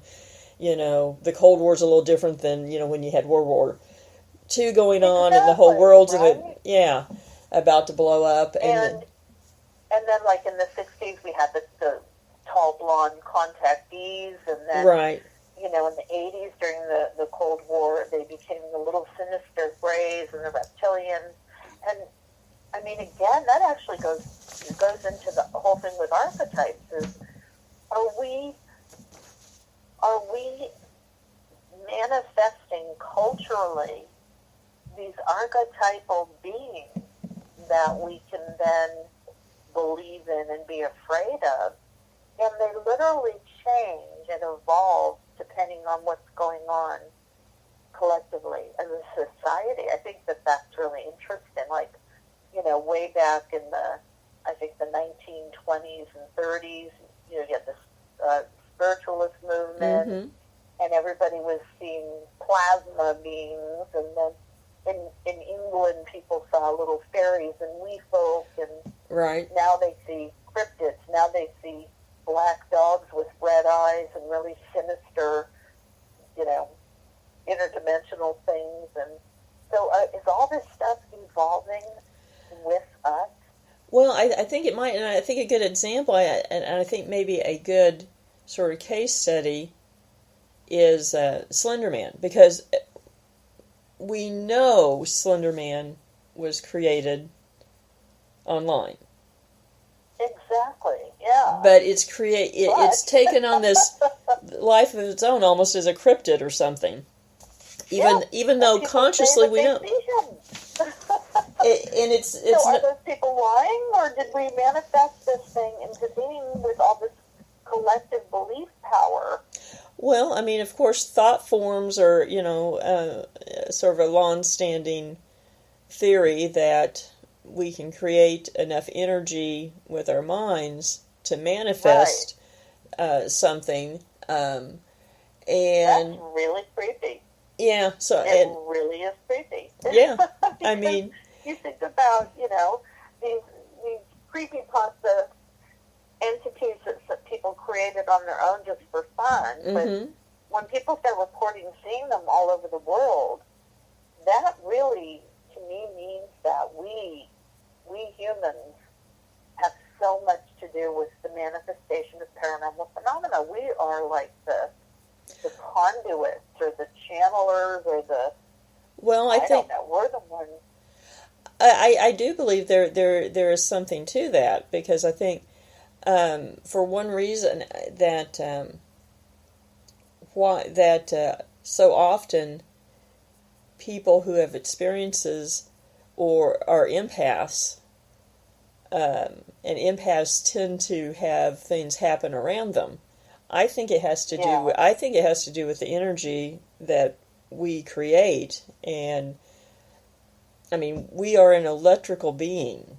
I mean, when it comes down to it, our nervous system, our brains are an electrical system, and we have impact on other people, other things. I mean, entanglement, this, spooky entanglement that from Einstein's theory. I mean, that's what it is, that, particles can have an effect on each other at vast distances, and that Einstein hated the fact that he could not explain that away. Exactly. And so... and if it's happening collectively, then it has even more power than if if it's happening on an individual level. Exactly. And I think that,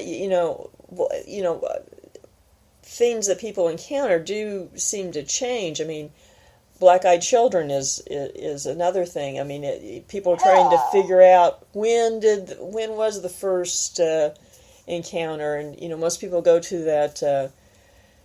I forget the guy's name that was a journalist who sit in his car, and it was out west somewhere, I think Arizona or New Mexico, and the kids come up, and that was the first well-known reported incident.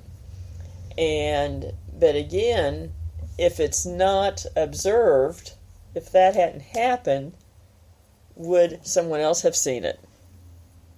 Yeah.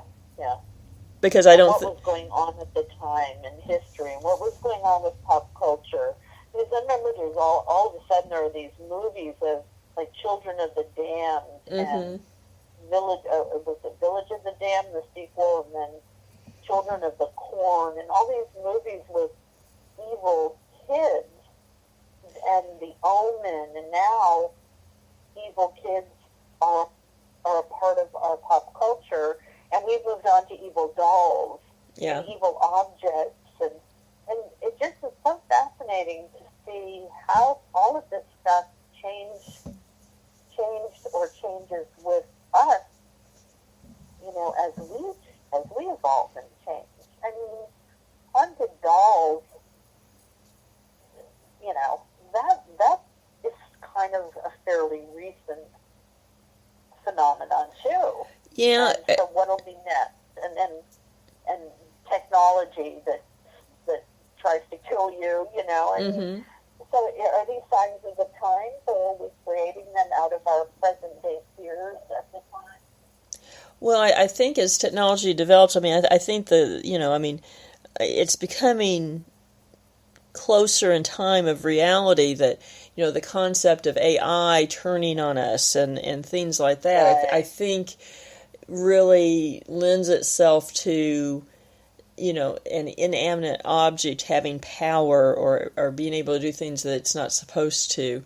And, I mean... taking on human power and abilities that we thought were just human, And so...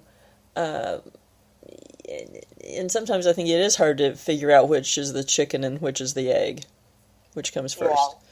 But it is interesting how some of these things are changing what we're focusing on, and maybe part of it is, ghosts were really big for a while, and then people were like, okay, I see the same thing over and over.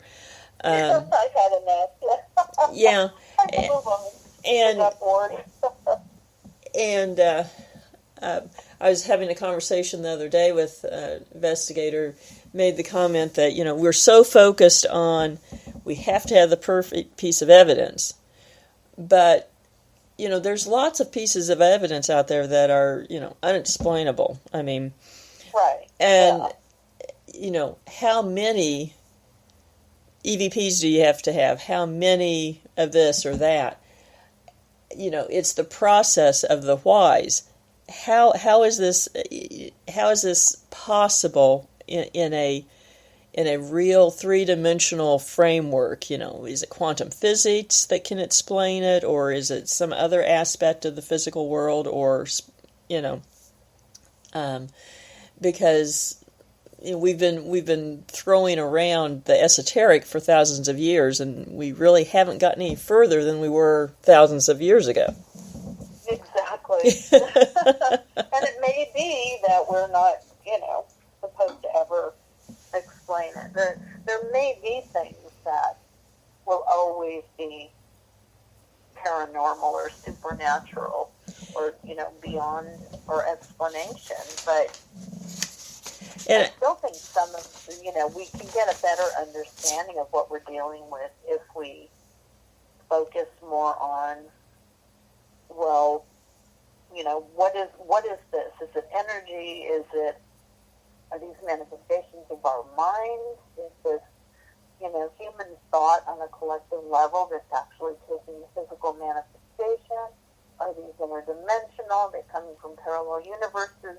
Whereas 10, 15 years ago, when you talked about a ghost, there was only one explanation that people would even consider, and that was, it's the essence, the spirit of a dead person. Right. Now you have 10 other possible explanations. So it may be possible that at some point there will be evidence for one of those explanations that can be duplicated. Exactly. We'll have the alien on the White House lawn, so to speak. Or somebody will prove it, and then everybody will say, "Oh no, it's a big conspiracy theory." Well, right? yeah. I mean, oh my God. That's part of human nature too, and somebody will prove a ghost, and there'll be a million people who say, "Oh, it's a government conspiracy." It's like, all right, we give up. and that's why I tend to say, tell people, well, it's kind of like the atheist in the foxhole analogy, that people who are skeptics are going to be skeptical until they have that experience that just like the wow signal from outer space, that wow experience that they know they can't explain. And it may be that we have experiences in life that are like that, and they can't be explained. Mm-hmm. We have some physical experiences that you can explain easily, and then we have this whole other stuff, and that's just the reality, and that's the way it is. And we need to stop chasing answers because they're not out there. That would be really mind-blowing, too, to kind of come to that acceptance and understanding that we're never going to figure this out. And that's on purpose. That's the way it's supposed to be. Exactly. And, the media plays such a big role in all of this, and even maybe this morphine of what we focus on. But the media still, really focuses on the idea of, the devil and Satan. And these days it comes out in their portrayal of Satanists. And, people hear that word and, just cringe. But, what are your thoughts on the modern Satanist movement? Well, I know a lot of members of Church of Satan. I've known some for years, and true Satanists, not the ones that you see in the media or on the news, or the extremists or the cultists, But true Satanists they're just, they don't kill people or eat children or drink blood. They are people that enjoy the material things in life. They're hedonistic. Mm-hmm. They enjoy sex. They enjoy pleasure. They are live and let live. Probably more honest people than a lot of the religious people I know. Mm-hmm. And they follow Satan because they believe in going against authority and not having, questioning authority and not blindly following authority figures, whether they're religious leaders or political leaders. A lot of Satanists can actually be atheists.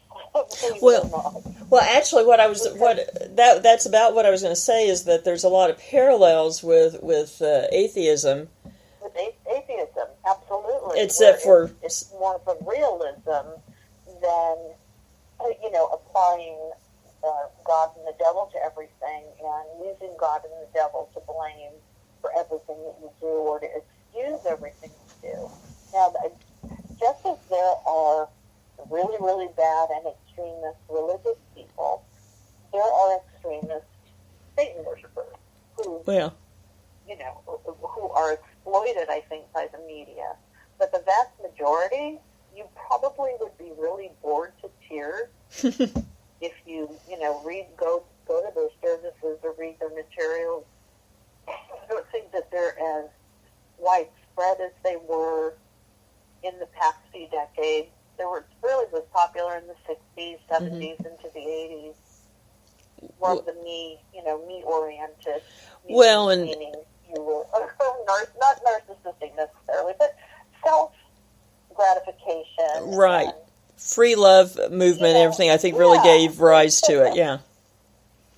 And, I knew when I wrote my first book, Science, I remember I was on a radio show and I made a comment about Satan worshipers or something, and I got some emails from some members of the Church of Satan that, boy, did they set me straight. They said, you don't know what we are. Here, read our website, go here and look, and I did. Yeah. I thought, I'm going to feel really bad if I, made a judgment call without even doing any research. And I was really surprised. And that a lot of that is in the book, where we laid out, who are the real Church of Satan, the different churches that are out there that exist today, and then separate that from the extremist nut jobs that exist in every sector of society, religious or not, where you have, ritual satanic abuse and people who claim they're doing things in the name of the devil when they don't even really understand the concept of who the devil was. They've taken that distorted belief for their cult or whatever their, group purpose is. Why do you think the media is so fascinated and eager to play up Satanists? Because it's good news. I think they're ignorant. I mean, it's good news meaning it's juicy news. It's sensationalistic. It's like good, juicy stuff. But it's ignorant. They're purely operating on ignorance, and they know that it's sensational and it's going to get people to pay attention, so they milk it for everything it's worth. And why do you think? And I certainly have my thought, but I'm curious. Through history, women have gotten really bad rap when it comes to the devil. Women tend to be the ones who either are tempted or associate with or have sex with, etc. Why is that? That goes back to, the beginning of organized religion and the end of the pagan goddess cultures and the desire of the rise of the Western religious traditions, which felt that they need to suppress women to deny women sexuality, to deny women a voice in the church, to deny women power, to deny women, anything really, owning their own land and having autonomy. It came from, I think, a deep-seated hatred of women and the destruction and the decimation of the goddess culture, that existed before the Catholic Church decided to take everything over. Well, and it's tragic. It's such a tragic, enraging part of our history that we're still fighting against. Well, and I think it even goes really back to the beginnings of the Judeo belief system, because what a lot of people don't really realize is that prior to that, indigenous religions pretty much across the world were woman-led.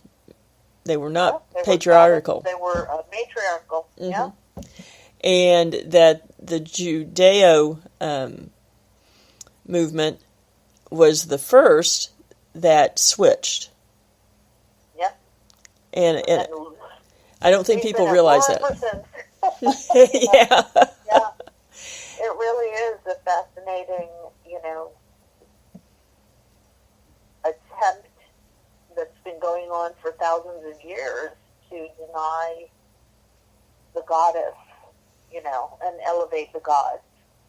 Where there used to be a time when they were equal, mm-hmm. or women were in charge, or what have you, And when we became an agricultural species, and also when writing, when we adopted different writing traditions, then it seemed like all of that happened around the same time. And the pagan, women-oriented, patriarchal societies they were slaughtered and killed and destroyed. And, women that did anything wrong were witches, and they needed to be killed or burned or tortured. All the while, the male members of the church were raping women and abusing them sexually. Mm-hmm. That's another dark spot in our history. So very, very true. I mean, it's very. Well, that goes on today. I mean, religion. Religious extremists hate women, but they've all got mistresses, and they're raping 15-year-old girls, and you hear about all these different situations where the hypocrisy is just astounding. Mm-hmm. Well, and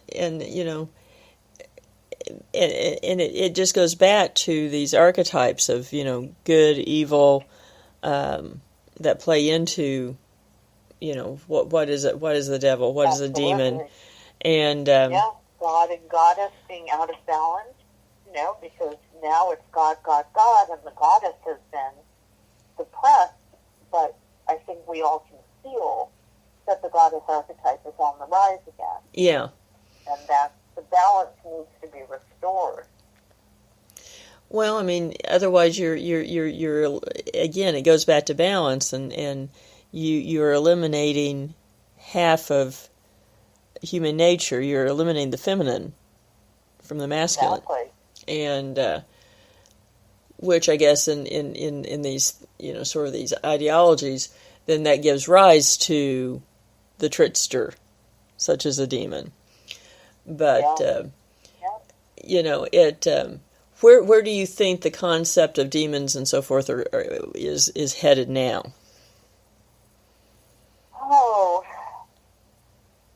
I don't know. I mean, I think it's like a pendulum that swings from one extreme to another. And so now we have the scary, really scary demons of pop culture that are really laced in our religious beliefs. But I think as we kind of enter a more balanced time with the feminine aspect, I think demons, you're going to hear less and less about them. They're going to be minimized as the feminine and the masculine balanced out. There won't be such a need for things that are fearful and destructive and evil. I hope you're right, because I think that I think that would address a lot of some of these issues that we've talked about tonight. If we can get back to that balance. There has to be the restoration of balance, or we're all in big trouble. No, I agree with you there. Marie, we're kind of getting down to the end here. Can you tell people how they can get a hold of you, where they can get the books, and all of your other books? I mean, Marie has a bunch of books that she's written, and I've read a number of them. They're great. So go plug yourself. Well, yeah, they're in bookstores. You can ask them to order it if they don't have it. It doesn't cost anything extra. They should be in audiobook format, online, in libraries. And my website is mariedjones.com. And I'm on Facebook at Marie D. Jones Writer, and Twitter and Instagram as Marie D. Jones. So I'm pretty easy to find. And again, they can order off all the major book sites. Oh, yeah. Amazon, Barnes & Noble, Books A Million. And, if you have a bookstore in your neighborhood, go visit them and give them your business. They're all closing. Yes. It's just so sad. Yeah, support your local bookstore, because there may be a time that it's just a distant memory, and we'll be regretting it. But I encourage everyone to check out The Power of Archetypes and Demons, the Devil, and the Fallen Angels, as well as Marie's other books. And she's actually ventured into children's, young adult. A little bit of everything. Yes, and so go look at her book list, because there's something there for everybody. There really is. And Marie, I've enjoyed this tonight, and I always love when you come on. Me too. We went down the rabbit hole, boy. Yeah, we did. I think we both had wheels turning, going, here's some ideas to think about. Wow. Food for thought for writing later. Thank you very much, and I hope people go and purchase the books, and we will have you back on as soon as you have something new to talk about, and I know it won't be long. Sounds good to me. Okay, have a good evening. Thank you. Thank you, everyone. Good evening.